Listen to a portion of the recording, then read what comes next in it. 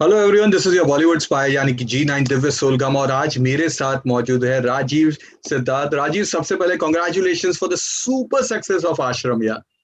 Thank you so much Divya, thank you so much. मुझे ये बताइए, सबसे बेस्ट कॉम्प्लीमेंट क्या मिला आपको, ये बताइए, उसके बारे में I am more interested.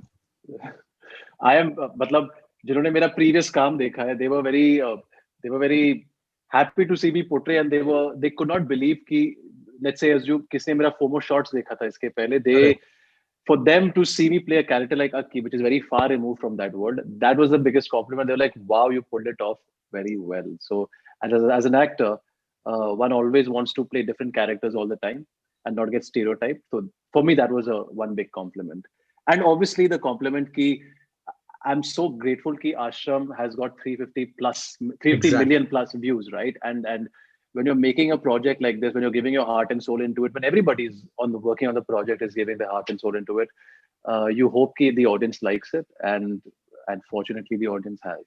So यही वाली बात है, because Aashram has been number one web series which been watched on the OTT in इस पूरे लॉकडाउन में भी नहीं, बल्कि लास्ट कपल ऑफ इयर्स में इट्स नंबर वन। तो जाहिर सी बात है कि लोगों ने ज्यादा ज्यादा लोगों ने आपका काम देखा। तो ये जो कैरेक्टर जो आपका जो था, वो अब इस बार जो चैप्टर 2 के लिए किस तरह शेप अप हो रहा है?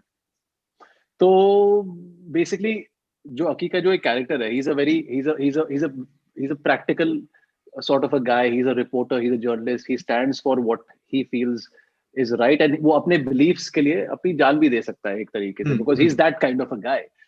तो and he stands for जो जो लोग अंडर प्रिविलेज्ड हैं, जो लोग एक्सप्लॉइटेड हो रहे हैं, वो उनके साथ खड़ा होता है और उनके साथ उनकी लड़ाई लड़ता है एक तरीके से.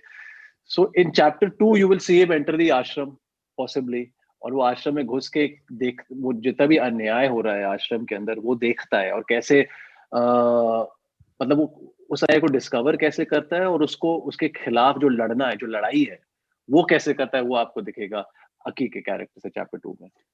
जब चैप्टर 1 के इंटरव्यूज हुए थे with all the other characters, जो कैरेक्टर्स के बारे में सबका एक ही कहना था कि जो शूटिंग के बाद हमने बहुत मस्ती की, we used to gel around. तो प्लीज कुछ एनेक्डोट्स बताइए, आपने किसके साथ मस्ती की, क्या था कुछ memorable experience, something like that? नहीं, सबके साथ मस्ती की, बिकॉज क्या था कि आई थिंक हमने the shoot was 2 months plus, right? और ऐसे माहौल में अगर I mean if you don't gel with other people and other actors on set and off set, then life can get a bit difficult, I guess. But the thing is, every cast member, every crew member, they were fantastic and they were lovely and मतलब very welcoming and very generous एक तरीके से यार. आपकी सबका दिल बहुत ही it's a very welcome, everybody had a very welcoming spirit एक तरीके से.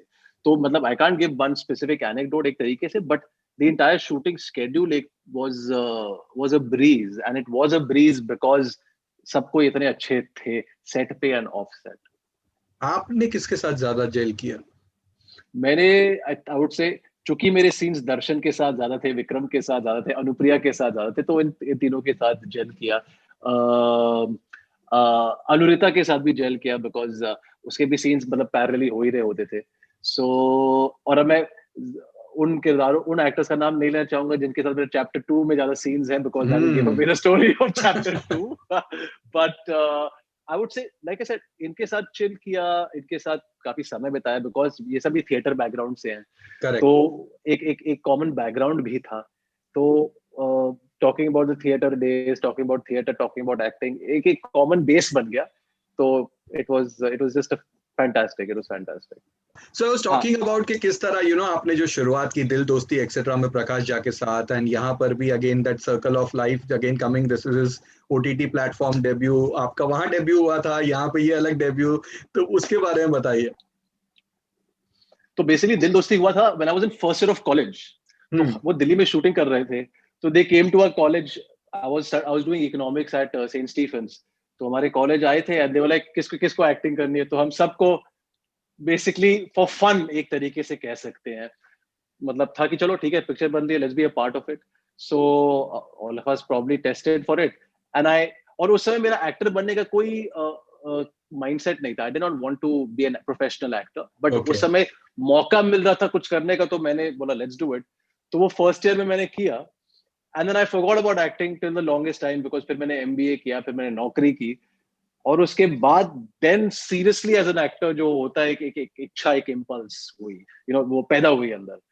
And I'm, like you said, I didn't, I mean, I've thought of it in this way, obviously, because like almost like a perfect circle. In fact, Prakash sir, जब मेरी meeting भी हुई थी, he had said कि ओ तुम वहाँ भी थे. I said हाँ वहाँ भी था, and now I'm like here. So I mean, it's perfect. It's a life. I think Steve Jobs ने कहा था कि you can only connect the dots backwards. वाह. So I think एक तरीके से one can only connect the dots backwards, So. But वो film भी यार क्या फिल्म है, आज तो कल्ट फिल्म हो गई, दिल दोस्ती एक्सेट्रा. हर कॉलेजियंस एंड हॉस्टल वाले जितने भी लोग हैं उनके लिए तो फेवरेट फिल्म है. बाकी आश्रम के बारे में एक और बात जो बहुत खासियत है वो है उसे it's been shot in a very lavish manner. जो पूरे सेट्स बनाए, बहुत टाइम के बाद सेट्स बनाए गए थे, उस पर शूट किया गया था. प्लीज उसके बारे में कुछ बताइए. So basically, Prakash sir is known for his scale, right? उनका या मतलब his most of his films, most of his projects, उसमें it's the scale is huge, like you said. Sets बड़े होते हैं, लोग इतने ज़्यादा crowd scenes होते हैं, and they are managed so well. So my first scene in Ashram only, my first day as an actor, as a character in Ashram was जब हम कंकाल को डिस्कवर कर रहे होते हैं, तो वहां पर बहुत बहुत it was a crowd of 250-300 people over there, and in my life as an actor, this is the first time I'm seeing so many people. तो मुझे लगा कि कैसे होगा ये सब shoot.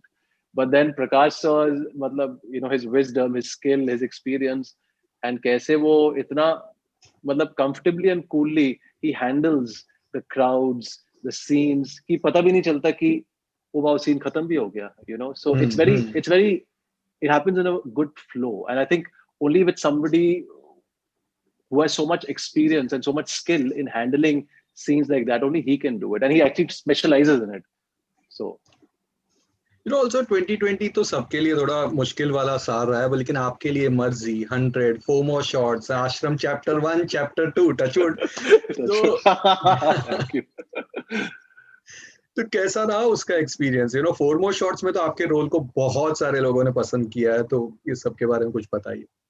I'm like, thank you so much firstly, and again, one can only connect the dots backwards. जब मैं इतना सारा काम कर रहा था पिछले 2 साल में, मुझे एहसास नहीं हुआ था कि I mean I could never predict कि सब one back to back release होगा, और वो भी 2020 में जब लॉकडाउन होगा. तो एक तरीके से it has been great for me, because again I think when I look back in all these 4 series, my characters are very very different from each other. तो एक तरीके से जो ऑडियंस मेंबर को भी देखने को मिलेगा, they will be like अरे वाह ये एक्टर काफी अलग अलग टाइप के कैरेक्टर्स प्ले कर रहा होता है. तो एक तरीके से आई एम एक्सट्रीमली ग्रेटफुल कि ये सब हो रहा है, and I could not have planned better, and it's God's plan, it's happening, so I am grateful.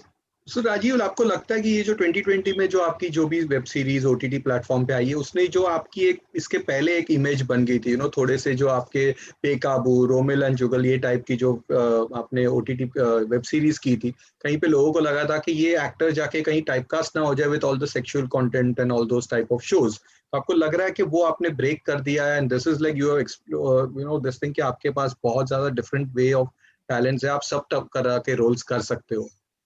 हाँ, मतलब I think as an actor मेरे हमेशा से I always wanted to play different types of parts and all of that, और आदमी मेहनत करता रहता है, and I guess you keep getting the parts when the time is right.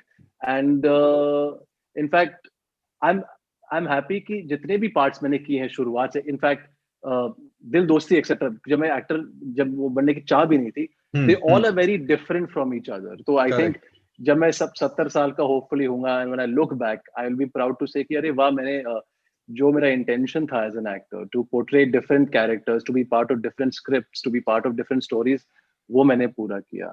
और अगर वही और क्या होता है कि व्हेन इन अ ईयर जब बैक टू बैक आपके प्रोजेक्ट्स रिलीज होते जाते हैं, then it creates a certain momentum for you, and I am glad कि ये साल एक तरीके से ब्रेक थ्रू साल हो गया मेरे लिए, because so much content came out. तो या दैट्स इट.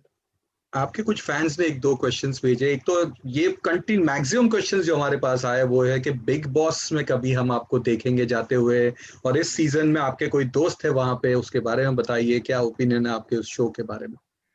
नहीं, मेरा कोई आई मीन बिग बॉस में I don't think I am not, मतलब I rather do fiction. Yes. अच्छा, Yes. क्यों आपको वो मारामारी वो सब पसंद नहीं?